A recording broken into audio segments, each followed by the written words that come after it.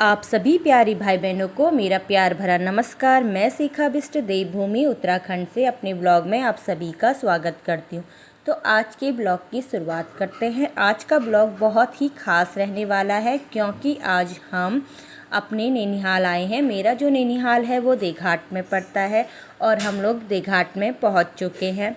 पहुंचने पर सबसे पहले हमें मंदिर का सामान लेना था तो हम लोग मार्केट गए और मार्केट जाने पर माता रानी का सामान भी था। यहाँ पे पूरा माता रानी का सामान मिलेगा। बगल में फल फ्रूट की दुकान थी, वहाँ से आप फल ले सकते हैं और मिठाई की दुकानें भी थी। ये टैक्सी स्टैंड है और ये बस स्टेशन है। हम लोग यहाँ पहुँच गए थे।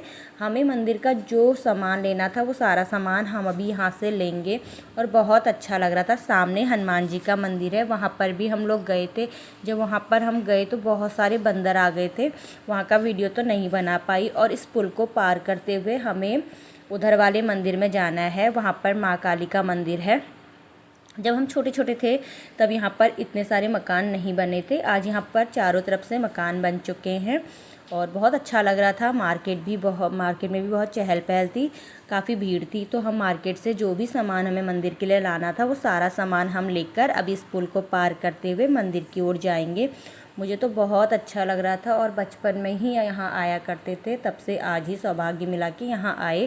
क्योंकि मेरी छोटी बहन बीते टाइम यहाँ आई हुई थी तो उसका बहुत मन था कि वो नैनीहाल जाए और वहाँ के मंदिर में माता रानी के दर्शन करे, साथ में ही नानी और नाना का जो घर है वहाँ पर भी जाए। तो अभी हम लोग वहाँ भी जाएंगे। पहले हम जो भी सामान था मंदिर के लिए वो सारा सामान लेकर मंदिर को जाएंगे। क्या कुछ होता है वो सारी चीज़ें भी आपको दिखाऊंगी। बहुत अच्छा लग रहा था यहाँ पर आकर। मेरे साथ मेरी मम्मी, बहन और मैं आई हूँ और ये देखिए हम मंदिर पहुँच चुके हैं। पहले मंदिर बहुत छोटा हुआ करता था, आज मंदिर बहुत बड़ा बना दिया गया है और यहाँ पे जो काली माँ हैं वो साक्षात विराजमान है। लोग बहुत दूर दूर से दर्शन के लिए आते हैं। यहाँ पर गर्मियों में नवरात्रि जब होती है तो यहाँ माता रानी को काफ़ी सजाया जाता है। और इसमें पहले से क्या मान्यता थी कि यहाँ पर बलि प्रथा होती, जिसकी भी मनोकामनाएं पूर्ण होती थी तो यहाँ पर बलि चढ़ती थी। लेकिन अब वो परंपरा बंद कर दी गई है। मेले में सिर्फ माता रानी के जो पाठ पूजा का सामान होता है वही आप यहाँ पर ला सकते हैं, बाकी सारी चीज़ें बंद हो चुकी हैं। जब मंदिर में पहुँचे थे ना बहुत ही अच्छा लग रहा था, बहुत ज़्यादा। और माता रानी का बहुत ही प्यारा श्रृंगार भी यहाँ पर किया हुआ था। मैं और मेरी बहन जब यहाँ पहुँच गए थे तो थोड़ा थक गए थे। थकने पर मेरे और मेरी बहन ने यहाँ पर थोड़ा सा विश्राम किया। उसके बाद सामने एक टैंकी लगी हुई है, वहाँ से हम जल लेकर आए क्योंकि हमें अभी शिव जी को जल भी चढ़ाना था। और मंदिर के चारों तरफ थोड़ा घूमे। काफ़ी बड़ी एरिया में ये मंदिर पूरा फैल चुका है जैसा आप देख सकते हैं। और मेरी बहन कभी भी मंदिर आती है तो पिछौड़ा ज़रूर लाती है, तो उसने पिछौड़ा पहना हुआ है। तो मम्मी कह रही है पहले तुम शिव जी को जल चढ़ा दो और दिया बत्ती कर लो, तो हम लोग अभी लेके आएंगे जल और जल चढ़ाएंगे। थोड़ा देर मैं यहाँ पर बैठ गई थी, जल मेरी मम्मी लेके आ रही है तो फिर हम बाल्टी में जल लेके आए। फिर मैंने शिव जी को यहाँ पर जल चढ़ाया है। बहुत ही अच्छा लग रहा था मंदिर में आकर, बहुत ज़्यादा। और अब इसके बाद थोड़ा देर में जल मैंने चढ़ाया और जब मैं बाहर आई ना तो ये जो डॉग था ये जहाँ भी हम जा रहे थे हमारे पीछे पीछे आ रहा था। उसके बाद मेरी छोटी बहन ने भी यहाँ पर शिव जी को जल चढ़ाया, उनका आशीर्वाद लिया। और यहाँ का जो मेन मंदिर है वो माँ काली का मंदिर है। देखिए माता रानी का कितना प्यारा श्रृंगार यहाँ पर किया है। और यहाँ पे जो माता रानी है वो साक्षात विराजमान है। नवरात्रि के टाइम पर यहाँ काफ़ी चहल पहल रहती है। पहले से तो यहाँ पे जो गर्मियों की जो नवरात्र होती है उस समय बहुत ज़्यादा चहल पहल होती थी। जैसा कि मैंने आपको बताया यहाँ पर बलि प्रथा होती थी, जिसकी जितनी मनोकामनाएं पूर्ण होती थी उतनी बलि यहाँ पर चढ़ाई जाती थी।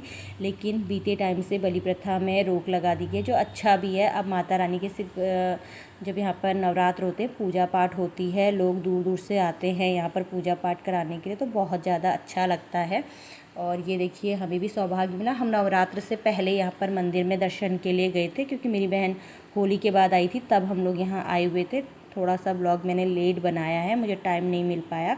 और ये देखिए मैं और मेरी बहन यहाँ पर थोड़ा देर बैठ गए। यहाँ पे ना यहीं पर मंदिर नहीं है, आसपास भी माता रानी की बहुत सारी मूर्तियाँ यहाँ पर है। और यहाँ पे नौ दुर्गा का मंदिर बनाया गया है। नवरात्रि में यहाँ पर पूजा होती है तो यहाँ पे नौ दुर्गा मतलब नौ माएँ यहाँ पर विराजमान हैं और बहुत सुंदर सुंदर मूर्तियाँ यहाँ पर माता रानी की हैं, जैसा आप देख सकते हैं। तो मैंने कुछ वीडियो बनाई हैं, ज़्यादा वीडियो तो मैं बना नहीं पाई। जितनी भी वीडियो मैंने बनाई थी वो सारी वीडियो आपको दिखाने की कोशिश कर रही हूँ।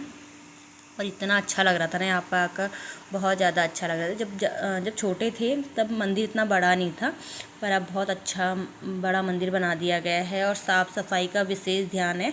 आप जो धूप बत्ती यहाँ पे ले जाएंगे वो सारी धूप बत्ती बाहर जलानी है। अगर आपको अंदर भी जलानी है तो उसके लिए भी आपको पंडित जी से पूछना पड़ेगा, तब आप धूप बत्ती अंदर कर सकते हैं। तो यहाँ पर दर्शन के बाद हम दूसरी जगह गए। यहाँ पे हनुमान जी की मूर्ति भी है और माता रानी की मूर्ति भी थी, तो यहाँ पर भी दर्शन किए।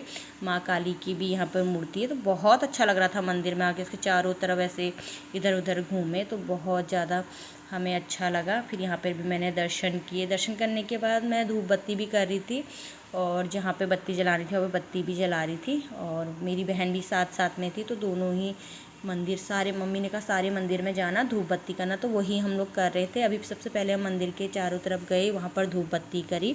और जब हम लोग यहाँ पर आए हुए थे ना, तो यहाँ पर आर्मी वालों की मीटिंग थी। और वहाँ पर क्या होता है ना कि किसी की जो भी आर्मी से रिलेटिव समस्या होती है, जैसे किसी की पेंशन नहीं आ रही है और किसी के बच्चे का स्कॉलरशिप वगैरह मतलब लगानी है, तो उन सारी चीज़ों पे यहाँ पे चर्चा होती है, हर किसी की समस्याओं को सुना जाता है। तो वही मीटिंग यहाँ पर थी। यहाँ पर शायद उसका ऑफिस होगा, तो वो लोग भी आए हुए थे, तो वो लोग भी, उनकी मीटिंग होने वाली थी। तो हम लोग भी यहाँ पर थोड़ा देर बैठ के हमने भी देखा। वो लोग चौखुटिया में भी आते हैं मीटिंग के लिए, और वही लोग यहाँ पर भी देघाट में भी आते हैं। फिर मंदिर में दर्शन करने के बाद अब हम चले गए थे मंदिर से, क्योंकि हमें घर भी जाना था और साथ में अपने ननिहाल भी जाना था। क्योंकि ननिहाल भी काफ़ी टाइम के बाद ही हम लोग जा रहे थे, क्योंकि मेरे को अपने ननिहाल जाने के लिए यहाँ से एक बस पकड़नी थी। तो मैं, मम्मी और मेरी छोटी बहन निकल चुके हैं। हम बस में बैठ गए। बस में बैठने के बाद हमें काफ़ी गर्म हो गया था, तो थोड़ा सा ठंडा वगैरह भी पिया। और अभी हमारे पहाड़ों में गर्मी नहीं आई है, ठंडा हो ही रहा है। जैसी थोड़ी बरसात हो रही है तो ठंडा शुरू हो जा रहा है। तो हम लोग स्वेटर पहन के आए थे, लेकिन दिन का टाइम में ना काफ़ी गर्म होने लग गया था, तो फिर मैंने स्वेटर उतार दी थी। ये देखिए, ये मेरा ननिहाल है। मेरा ननिहाल यहाँ से शुरू होता है, ऊपर तक पूरा मेरी ननिहाल वालों का ही है। तो अभी हम लोग नानी नाना के वहाँ जा रहे थे। नानी नाना तो अब है नहीं, लेकिन हम लोग वहाँ पे देखने जा रही थी कि वहाँ पे क्या कुछ है। वहाँ पर आकर बहुत अच्छा लगता है। तो अभी हम वहाँ पे जाएंगे। वहाँ पे हमारे बड़े मामा लोग रहते हैं, छोटे मामा लोग नहीं रहते यहाँ। तो पहले हम देखेंगे कि वहाँ कोई है या नहीं है, क्योंकि हम अचानक ही गए थे। ऐसा हमारा कोई प्रोग्राम नहीं था ननिहाल जाने का कि उनको बता के जाते, लेकिन हम ऐसे ही मंदिर में दर्शन के लिए आए थे। तो हमने सोचा कि अभी टाइम है तो ननिहाल भी हो आते हैं और देखते हैं कि वहाँ पे क्या कुछ हो रहा है। जो आपको सामने घर दिख रहा है, ये बड़े मामा जी लोगों का है। तो पहले हम लोग यहीं गए, और यहाँ पे एक कमरा मेरी नानी का भी है। नानी यहीं रहा करती थी, और नानी का यहाँ पर कटहल का पेड़ है। यहाँ पे काफ़ी कटहल होते हैं, एक आम का पेड़ भी है। और फिर हम लोग बड़े मामा जी के वहाँ गए। तो ये देखिए, हम लोग पहुँच चुके थे और हम लोग अचानक ही वहाँ जाना हुआ। तो पहले हम वहाँ जब गए तो बड़े मामा जी लोग नहीं थे, और वहाँ पर हमारी भाभी जी थी। तो हमारी भाभी जी ने हमें वहाँ पर पानी वगैरह पिलाया, चाय बनाई, खाना बनाया। तो अभी हम भाभी के वहाँ बैठे हुए थे, तो उनकी जो प्यारी सी छोटी सी बच्ची भी थी, थोड़ा देर उसके साथ खेलने लगे। फिर हम थोड़ा ननिहाल में इधर उधर घूमने लगे। और यहाँ पर नाना नानी रहा करते थे। ये घर नाना जी ने बनाया हुआ है, आप देख सकते हैं। तो अभी हम लोग वहीं जा रहे हैं ऊपर देखने के लिए।